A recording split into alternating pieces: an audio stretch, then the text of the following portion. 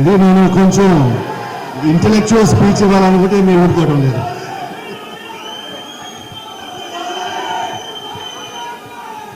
Okay,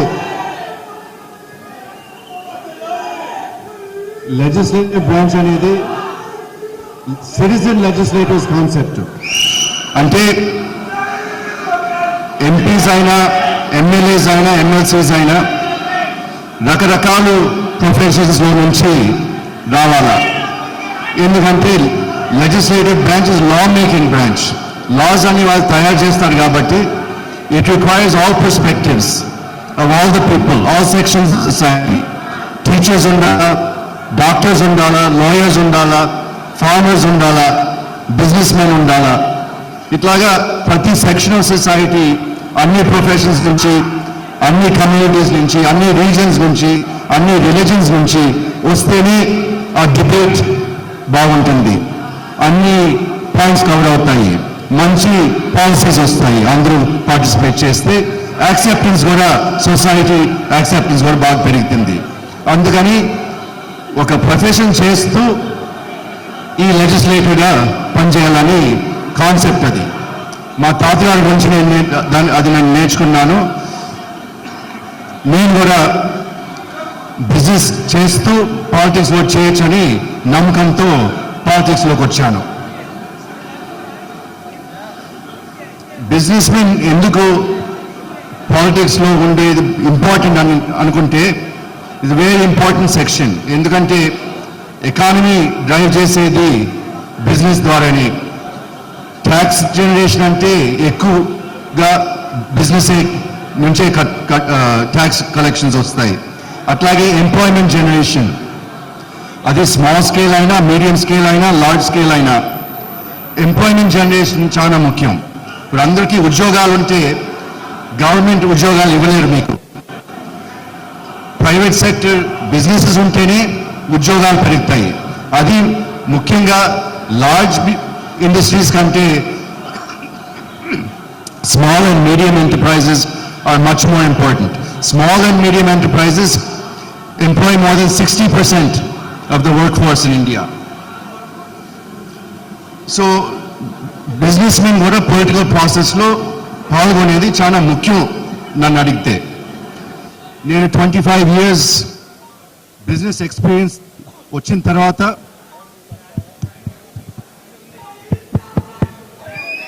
25 years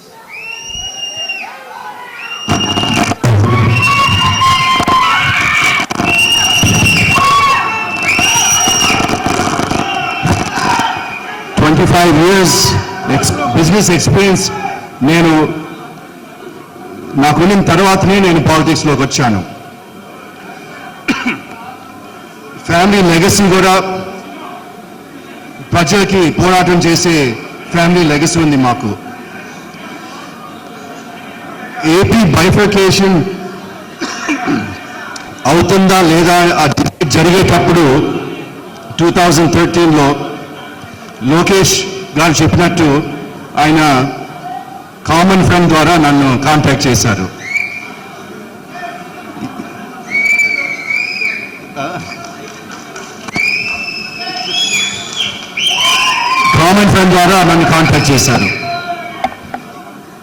ఎందుకు contact చేశారంటే, ఒకసారి కలవాలా, ఒకసారి కల్పించు అని చెప్తే సరే కలుస్తానన్నాను. అప్పుడు అమ్మ కూడా కాంగ్రెస్ పార్టీలో మంత్రిగా చేస్తా ఉన్నింది. ఆ టైంలో కలిశాను. మళ్ళా ఇప్పుడు నేను అప్పుడే ఫస్ట్ టైం లోకేష్ బాగా కలిసి బాగా మాట్లాడింది. కానీ మా కుటుంబాలు కూడా చాలా జనరేషన్స్ బ్యాక్ సంబంధాలు ఉన్నాయి. జస్ట్ లైక్ రామ్మోహన్ చెప్పినట్టు వాళ్ళ ఫాదర్ రాజకీయ గురువు లచ్చన్ అయితే, మా తాతగారు రాజగోపాల్ నాయుడు గారు చంద్రబాబు నాయుడు గారికి గురుగా, రాజకీయ గురుగా ఉన్నారు. అంటే లచ్చన్న గారు, రాజగోపాల్ నాయుడు గారు ఎన్జి రంగా గారికి right hand and left hand. Srikakulam ఒక పక్క, చిత్తూరు ఒక పక్క. ఒకసారి ఎన్జి రంగా గారు ఓడిపోతే శ్రీకాకుళంకి వెళ్ళి గెలిపించారు, ఒకసారి ఓడిపోతే చిత్తూరుకు వచ్చి గెలిపించారు. అంటే 2 కార్నర్స్ యునైటెడ్ యునైటెడ్ ఆంధ్రప్రదేశ్లో కూడా ఒక కార్నర్లో శ్రీకాకుళం, ఒక కార్నర్లో చిత్తూరు వస్తుంది. ఇప్పుడు మధ్యలో నేను గుంటూరుకి వచ్చాను, రెండిట్లో మధ్యలోకి. అప్పుడు why don't you think of joining TDP, మమ్మల్ని మాతో రండి, నేను కూడా కొత్తగా వస్తున్నాను పాలిటిక్స్లోకి, మంచి టీం తయారు చేయాలనుకుంటున్నాను, యంగ్స్టర్స్ అందరూ ఉంటే బాగుంటుందని, మీరు కూడా వస్తే బాగుంటుందని పిలిపించిన తర్వాత నేను ఇంటికి వెళ్ళి అమ్మగారితో నాన్నగారితో మాట్లాడి అప్పుడు నేను డిసైడెడ్ పాలిటిక్స్లోకి రావాలని. ఏ పార్టీలోకి రావాలా, ఎక్కడికి వెళ్ళి కంటెస్ట్ చేయాలా అర్థం కాలేదు. అప్పుడు కాంగ్రెస్ పార్టీ మేము 70 సంవత్సరాల నుంచి కాంగ్రెస్ పార్టీలో ఉంటే కూడా వాళ్ళు అంత అన్యాయం చేస్తారు మన రాష్ట్రానికి అని మేము ఎప్పుడు అనుకోలేదు. అట్లాంటప్పుడు మేము ఆ పార్టీని ఎట్లా కొనసాగిస్తామని మాకు ఇబ్బంది వచ్చి ఈ పార్టీలో నుంచి మేము బయటికి వెళ్ళిపోవాలని డిసైడ్ అయినాం, కానీ ఏ పార్టీకి రావాలని డిసైడ్ అవ్వలేదు. అప్పుడు అన్ని రకాలు ఆలోచించాను, కానీ ముఖ్యంగా ఎవరి కింద పనిచేస్తే బాగుంటుంది, ఎట్లాంటి వ్యక్తి కింద పనిచేస్తే నాకు కొంచెం ఫ్రీడమ్ ఉంటుంది, కొంచెం ఇన్పుట్స్ ఇచ్చేదానికి ఫ్రీడమ్ ఉంటుంది, డిసిషన్ మేకింగ్లో పాల్గొనేదానికి ఉంటుంది, ఒక ముందు చూపు ఉండే లీడర్ కింద పనిచేసేయాలనుకుంటే ఒకే ఒకరు కనిపించారు, అది నారా చంద్రబాబు నాయుడు గారు.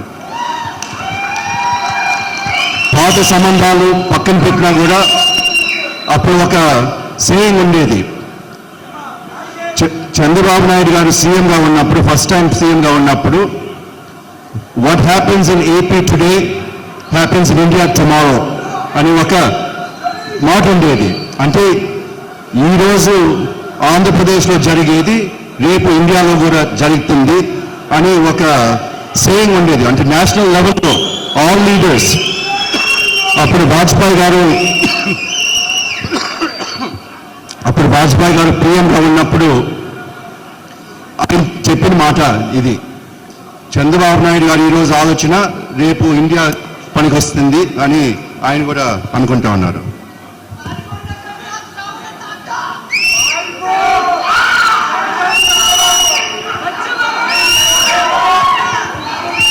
సో నేను కోరుకొని, అంటే లోకేష్ గారితో కలిసిన తర్వాత అంతా ఆలోచన చేసి కొంచెం సర్వేస్ కూడా చేసి 2-3 ప్లేసెస్ తీసుకొని చూసిన తర్వాత గుంటూరే కనిపించింది నాకు ఇక్కడ రావాలని. సో నేను కోరుకొని తెలుగుదేశం పార్టీకి వచ్చాను, నేను కోరుకొని గుంటూరుకి వచ్చాను, కాబట్టి ఆ అవకాశం ఇచ్చిన దానికి కూడా I'm always thankful to Lokesh గారు అండ్ చంద్రబాబు నాయుడు గారు. ఇప్పుడు మా ఫ్యామిలీ 75 years పాలిటిక్స్లో ఉన్నారు, కానీ ఇప్పుడు చిత్తూరు పాలిటిక్స్లోనే ఉన్నారు. కొత్తగా మీ ముందుకి గుంటూరుకు వచ్చాను with no baggage and clean slate. అంటే నో బ్యాగేజ్ అంటే ఒకరంతా అంటారు నెగిటివ్గా, వచ్చినప్పుడు ఒకరితో రాలేదు, వెళ్ళిపోయేటప్పుడు ఒకరితో వెళ్ళిపోలేదని. అంటే అది నెగిటివ్గా అనుకుంటాను, కానీ అది నేను పాజిటివ్గా అనుకుంటాను. ఎందుకంటే నేను ఇంకొక చోటు నుంచి వచ్చాను, మీరు నన్ను ఓన్ చేసుకున్నారు, నేను మిమ్మల్ని ఓన్ చేసుకున్నాను, అందరితో కలిసి పనిచేస్తున్నాను. పాత రైవలరీస్, మా తాతగారి రైవలరీస్, మా అమ్మగారి రైవలరీస్ నేను పట్టించుకోవాల్సిన పని లేదు ఇక్కడ, అవన్నీ చిత్తూరులో వదిలేశాను. కాబట్టి మంచి క్లీన్ స్లేట్తో మొదలుపెట్టాను. గ్రూప్ పాలిటిక్స్ నుంచి దూరంగా ఉన్నాను, నేను ఎప్పుడు గ్రూప్ పాలిటిక్స్లో పార్టిసిపేట్ చేయలేదు. ఎవరెవరో పార్టీకి సిన్సియర్గా పనిచేస్తారో, రిజల్ట్స్ తీసుకొస్తారో వాళ్ళే నా గ్రూప్ అని నేను అనుకుంటాను. ఎప్పుడు మిమ్మల్ని అందరినీ కూడా to the best of my ability నేను కంటిన్యూస్గా ఎంకరేజ్ చేస్తూనే ఉన్నాను. ఎవరెవరు బాగా పనిచేసే వాళ్ళందరినీ బాగా ఎంకరేజ్ చేస్తున్నాను. గుంటూరు ప్రజలు కూడా నన్ను యాక్సెప్ట్ చేశారు కాబట్టి నాకు చాలా సంతోషంగా ఉంది. పార్లమెంట్లో అన్ని సబ్జెక్ట్స్ పైన మాట్లాడేది జరిగింది. Local, state, national and even international issues పైన. వేరియస్ కమిటీస్లో ఉన్నాను 10 సంవత్సరాల నుంచి. Commerce committee, external affairs committee, defence committee, IT కమిటీలో ఉన్నాను. ఇవన్నిట్లో చాలా యాక్టివ్ పార్టిసిపేషన్ ఉండింది. అటెండెన్స్ ఒకటే కాకుండా అక్కడికి వెళ్ళే ముందు హోంవర్క్ చేసి సలహాలు ఇస్తూ ఉన్నాను ఆ కమిటీస్లో. ఆ సలహాలు కూడా చాలా ఇంప్లిమెంట్ అయిపోయినాయి గవర్నమెంట్ ద్వారా. అట్లాగే special category status AP reorganisation act గురించి 10 సంవత్సరాలు కంటిన్యూస్గా పోరాటం చేస్తున్నాము. మనం గవర్నమెంట్లో ఉన్నప్పుడు పోరాటం చేస్తున్నాను, బయటకు వెళ్ళిపోయినప్పుడు పోరాటం చేస్తున్నాను, ఇప్పుడు పోరాటం దాని గురించే చేస్తున్నాము కంటిన్యూస్గా. ఎస్కలేషన్ ప్రాసెస్లో సామ, దాన, భేద, దండ అట్లా తీసుకెళ్ళాము.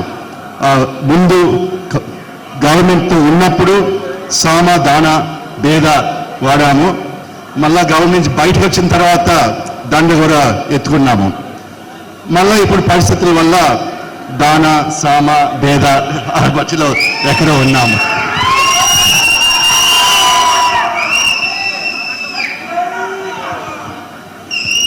ఇప్పుడే రామ్మోహన్ కూడా చెప్పారు, క్యాపిటల్ సిటీ నేను గుంటూరు తీసుకొని రావాలని చాలా గట్టిగా లాబీ చేశాను. ఆ ఒక మీటింగ్లోనే కాదు, సింగపూర్ కమిటీ వచ్చినప్పుడు కూడా వాళ్ళతో మాట్లాడి వాళ్ళని కన్విన్స్ చేశాను. అమరావతి గురించి చెప్పాను.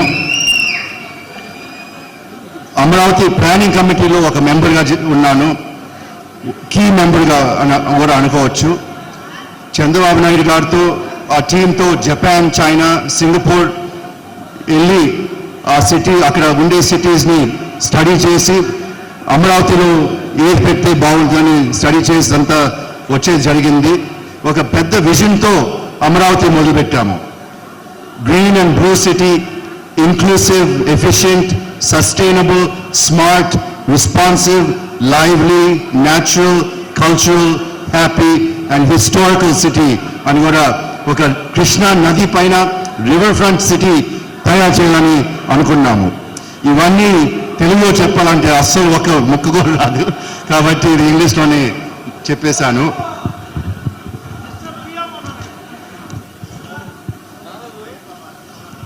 కొన్ని ఆబ్జర్వేషన్స్ ఉన్నాయి, కంప్లైంట్స్ కాదు, ఆబ్జర్వేషన్స్. ఎంపీ రోల్ లిమిటేషన్ గురించి నేను ఎంపీ అయినాకనే కొంచెం నేర్చుకున్నాను. దాని ముందు నాకు ఏమో అర్థం కాలేదు. కానీ కొన్ని లిమిటేషన్స్ ఉంటాయి మాకు. ఒకటేమో ruling కోalition at state and central ఉంటే కొన్ని లిమిటేషన్స్ ఉంటాయి, ఆపోజిషన్లో ఉంటే ఇంకొక రకంగా లిమిటేషన్స్ ఉంటాయి, రెండు కాకుండా మధ్యలో ఉంటే ఇంకా ఎక్కువ లిమిటేషన్స్ ఉంటాయి. ఈ 10 సంవత్సరాల్లో 3 చూసాం. నేను, రామ్మోహన్ గారు, మిగతా మన పార్టీలో ఉండే కనకమెట్ల గారు, మేము ముగ్గురే ఇప్పుడు మిగిలింది. కానీ ఇవన్నీ చూసాం 10 సంవత్సరాల్లో. కానీ ఎవరు చెప్పారో గుర్తు రావడం లేదు. కానీ మేము ముగ్గురే మిగిలినాం. కానీ కనకమెట్ల గారు రాజ్యసభలో లోన్ రేంజర్ మాదిరిగా, నేను రామ్మోహన్ లోక్సభలో ప్రతి సబ్జెక్ట్ కవర్ చేశాము, ప్రతి డిబేట్ పార్టిసిపేట్ చేశాము. మిగతా పెద్ద పార్టీస్ కంటే మా సలహాలు కూడా చాలా బాగున్నాయి, మన స్పీచెస్ కూడా చాలా మంచి స్పీచెస్ అని కూడా నేను గౌరవంగా చెప్పుకోవచ్చు. అట్లాగే ఎంపీస్కి ఎగ్జిక్యూటివ్ పవర్స్ ఉండదు. Except for 5 crores MP lab funds తప్పితే మీతంతా మాకు decision making powers, executive powers దేనికి లేదు. లిమిటెడ్ ఇన్ఫ్లుయెన్స్ ఉంటుంది, especially at state and local level. కానీ పబ్లిక్ నుంచి ఎక్స్పెక్టేషన్స్ చూస్తే చాలా ఎక్కువ ఎక్స్పెక్టేషన్స్ ఉంటాయి, అన్రియలిస్టిక్ అని కూడా అనుకోవచ్చు. అండ్ అవన్నీ మేము సాటిస్ఫై చేయాలంటే అది మా వల్ల ఒక్కొక్కసారి అడుక్కోవాలా, అందరినీ దగ్గరికి వెళ్ళి అడుక్కొని చేయించుకోవాలి, కానీ అది మా చేతుల్లో ఉండదు. కాబట్టి ఆ ఎక్స్పీరియన్స్ అన్నీ చేయలేము.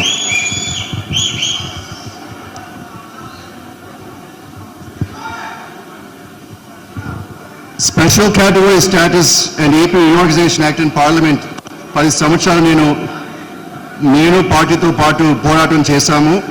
అట్లాగే నో కాన్ఫిడెన్స్ మోషన్ కూడా తీసుకొచ్చాము. బయట గవర్నమెంట్ నుంచి బయటకు వచ్చేసిన తర్వాత నో కాన్ఫిడెన్స్ మోషన్లో నేను ఫస్ట్ స్పీకరు, మధ్యలో కూడా రామ్మోహన్ కూడా మాట్లాడేది జరిగింది. అక్కడ కూడా నేను ఇంగ్లీషు, ఆయన హిందీ వాడుకున్నాము ఆ నో కాన్ఫిడెన్స్ మోషన్ స్పీచ్లో. రైట్, దట్ వాజ్ బాక్సింగ్ మాదిగా రైట్ లెఫ్ట్ మాదిగా.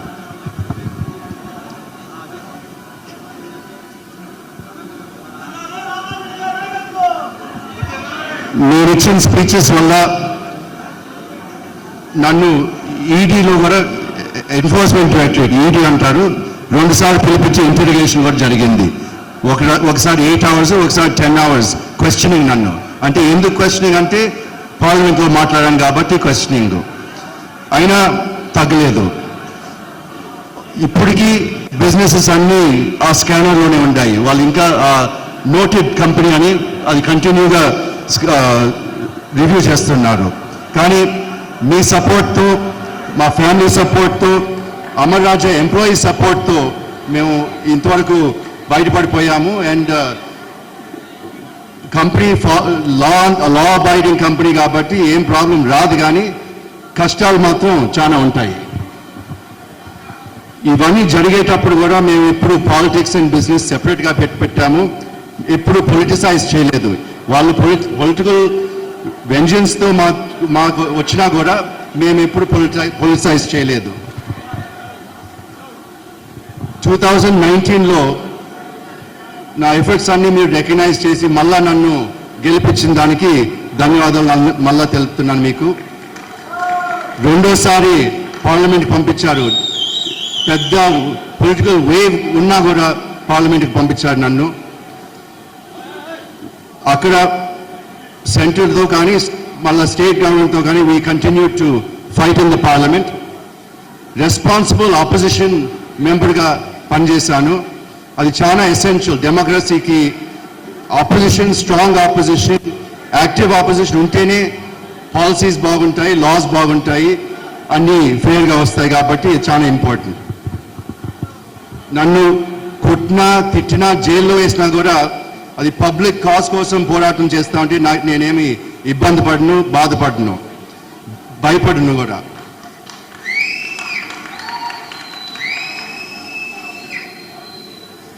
పార్లమెంట్లో కూడా అమరావతి అఫీషియల్ మ్యాప్ ఆఫ్ ఇండియాలో లేకపోతే పార్లమెంట్లో కూడా ఎత్తేది జరిగింది. అది నేను ఇష్యూ ఎత్తేది జరిగింది. అట్లాగే ఒక 2 వారాల లోపల అమరావతి క్యాపిటల్ ఆఫ్ ఏపీ మ్యాప్లో కూడా, ఇండియన్ మ్యాప్లో కూడా పెట్టేది జరిగింది.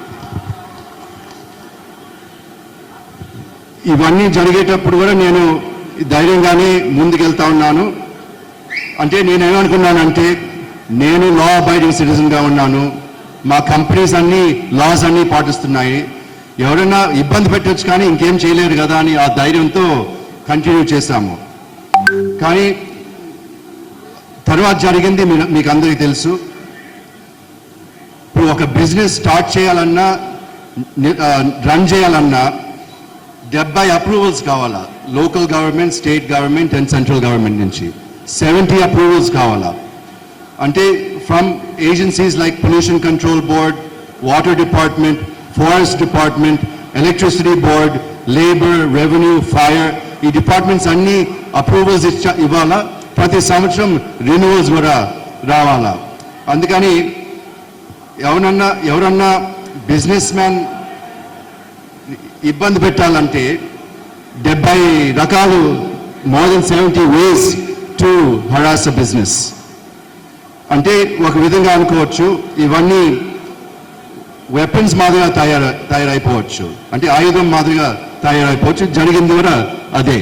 ఈ వెపన్స్ వాడుకొని హరాస్మెంట్ మొదలైంది. మేము అమర్ రాజా గ్రూప్లో వీఆర్ ఫైటింగ్ లీగలీ. ఇప్పుడు వరకు నేను పొలిటిసైజ్ చేయలేదు, ఇప్పుడు వరకు దీని గురించి మాట్లాడడం లేదు పబ్లిక్లో. లీగల్ బ్యాటిల్లో తప్పకుండా మేము గెలుస్తామని మాకు కాన్ఫిడెన్స్ ఉంది. Will come out clean. But A cost, at what cost అని కూడా మేము ఆలోచించాలా. ఎందుకంటే గవర్నమెంట్ బిజినెస్ ఇబ్బంది పెట్టాలంటే అది పెద్ద ఎఫర్ట్ ఉండదు. ఏదో ఒక నోటీస్ పంపిస్తారు, మళ్ళా సంవత్సరం అంతా మేము కష్టపడాలి అది దానికి రెస్పాండ్ అయ్యి అంతా చేయాలంటే. రోజు అవి పంపిస్తామంటే మేము రోజు అవి చేస్తామంటే మనం లీగల్ బ్యాటిల్స్ గెలుస్తూ ఉంటే కూడా బిజినెస్ బాగా దెబ్బతింటుంది. కాబట్టి ఎందుకంటే such is the control and influence that governments have over business. కానీ we did not compromise. ఎంత ప్రెషర్ వచ్చినా కూడా సెంటర్ నుంచి ప్రెషర్ వస్తూ ఉండింది, స్టేట్ నుంచి ప్రెషర్ వస్తూ ఉండింది. ఎంత ప్రెషర్ వచ్చినా కూడా మేము పార్టీ మారలేదు, విమర్శ చేయలేదు. మేము మా పద్ధతిగా మేము we stuck to our own values and moved forward.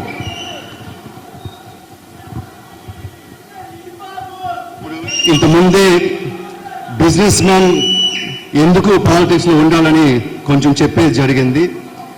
కానీ ఇఫ్ దే బిజినెస్ మ్యాన్ ఇప్పుడు నేను స్టాటిస్టిక్స్ కూడా తీసుకు చూశాను. ఈ లోక్సభలో 24% of the members are business men. It's one of the largest groups. So మనం పార్లమెంట్లో కానీ ఎంపీగా ఉండి సెంట్రల్ గవర్నమెంట్ క్రిటిసైజ్ చేసినా, స్టేట్ గవర్నమెంట్ క్రిటిసైజ్ చేసినా బిజినెస్ పైన ఇంపాక్ట్ ఉంటుంది. 24% of the MPs are business men అంటే 24% are living with that fear అని కూడా మనం అనుకోవచ్చు. ఇప్పుడు మన దేశం బాగుపడాలంటే హౌ టు ఎన్ష్యూర్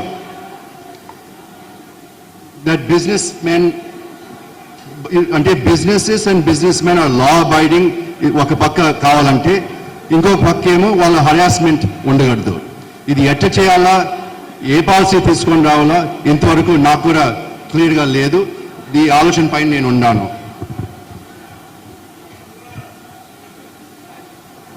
ఇప్పుడు వై ఐఎమ్ నాట్ కంటెస్ట్, ఎందుకు కంటెస్ట్ చేయటం లేదని ఇప్పుడు ఇవన్నీ బ్యాక్గ్రౌండ్ ఇచ్చిన తర్వాత ఇప్పుడు అసలు సబ్జెక్ట్ వస్తున్నాను. నేను పాలిటిక్స్లోకి వచ్చింది మాట్లాడేదానికి, మీకోసం ఢిల్లీలో మాట్లాడేదానికి, పోరాటం చేసేదానికి. కానీ పొలిటికల్ లిమిటేషన్స్ వల్ల సెంటర్ని అటాక్ చేయలేను, బిజినెస్ లిమిటేషన్స్ వల్ల స్టేట్ గవర్నమెంట్ని అటాక్ చేయలేను. క్వైట్గా నో మ్యాన్స్ ల్యాండ్లో అంటే మధ్యలో కూర్చొని వీళ్ళు వాళ్ళు ఆర్గ్యూ చేస్తూ ఉంటే గమ్మున కూర్చొని చూస్తూ ఉండాలి. అది పరిస్థితి వచ్చేసింది మనకి. ఇంతకుముందు కూడా చెప్పాను, నన్ను కొట్టినా తిట్టినా జైల్లో వేసినా పర్వాలేదు, కానీ గమ్మున కూర్చోమంటే మాత్రం నా వల్ల కాదు.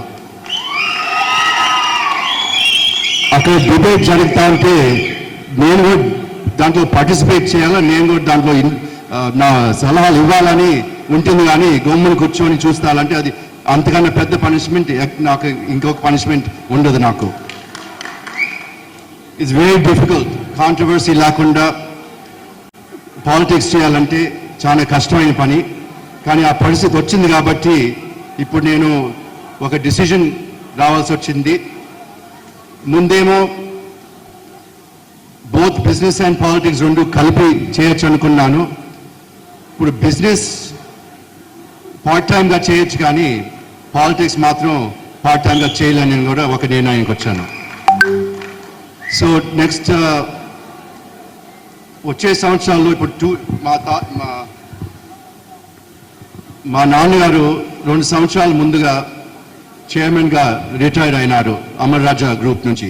నన్ను చైర్మన్గా చేశారు. బాధ్యతలు కూడా బాగా పెరిగిపోయినాయి. ఇప్పుడు మేము ఇన్వెస్ట్మెంట్స్ కూడా చాలా ఎక్కువ పెంచుతున్నాము.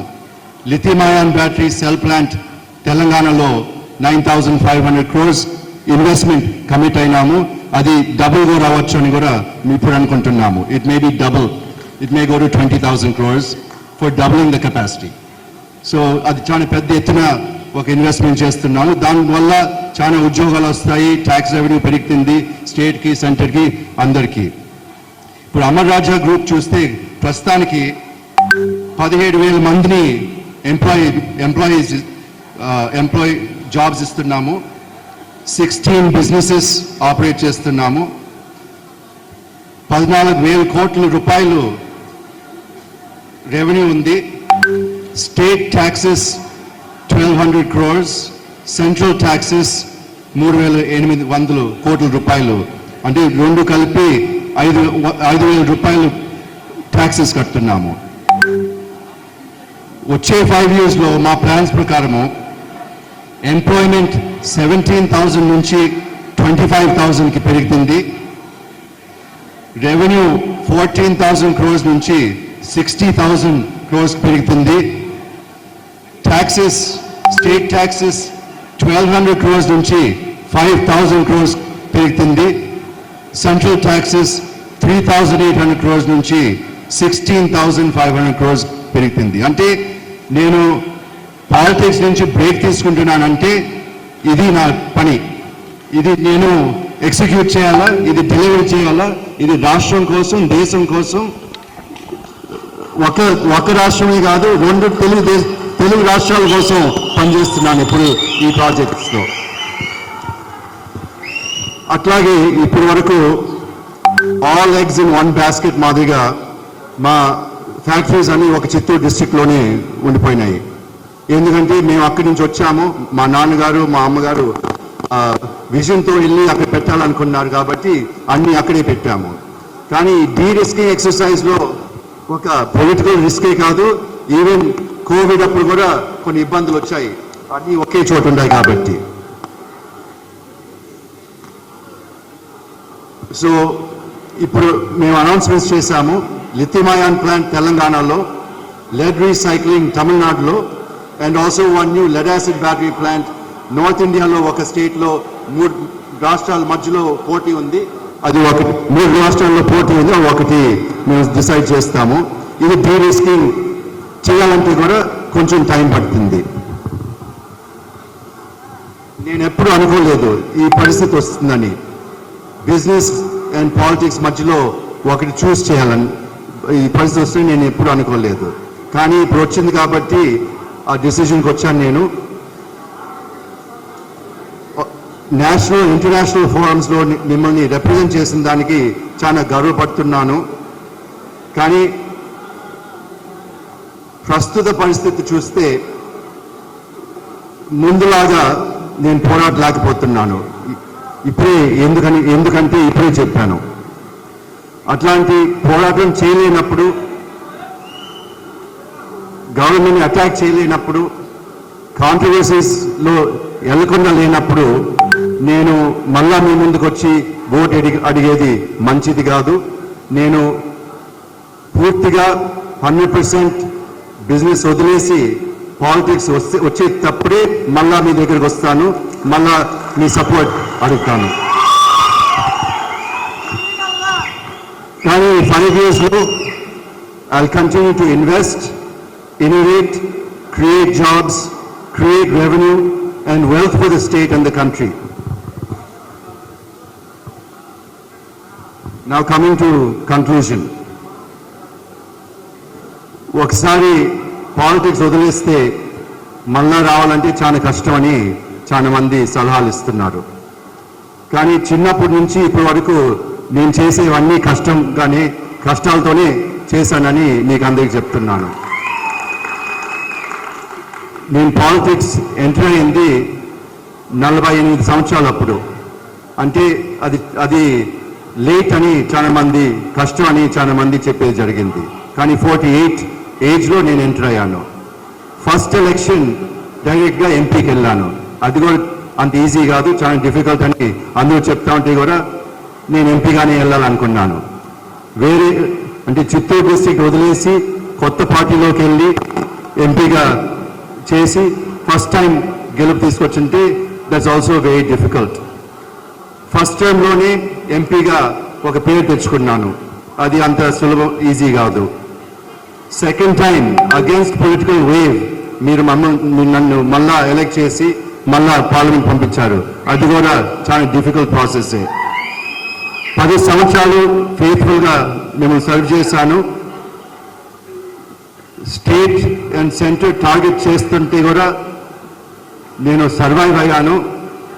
I didn't surrender, I didn't leave the party, in spite of so much of pressure. Ippudu, I'm taking a break. I have కొన్ని పర్సనల్ ఇష్యూస్, ప్రొఫెషనల్ ఇష్యూస్ కొంచెం సర్దు పెట్టుకోవాలా. అవి చేసిన తర్వాత ఫుల్ టైమ్గా మళ్ళీ వస్తాను అని మీకు హామీ ఇస్తున్నాను. రాముడు మొన్నే అయోధ్యలో బాలరామ టెంపుల్ ఇనాగ్రేషన్ జరిగింది. రాముడు 14 సంవత్సరాలు వనవాసనం వెళ్ళారు. అట్లాగే పాండవులు 13 సంవత్సరాలు వనవాసనంకి వెళ్ళారు. వాళ్ళందరూ తిరిగి వచ్చేటప్పటికి బలంతో వచ్చారు. నేను కూడా మీ దగ్గరికి బలంతో వస్తానని హామీ ఇస్తూ సెలవు తీసుకుంటాను. Thank you. జై హింద్.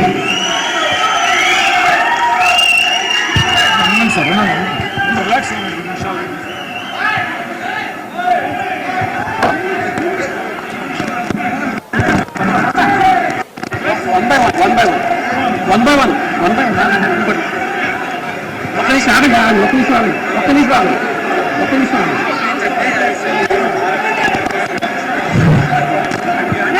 సార్ దయచేసి ఎవరు నెట్టుకోవద్దండి, దయచేసి ఎవరు నెట్టుకోవద్దు.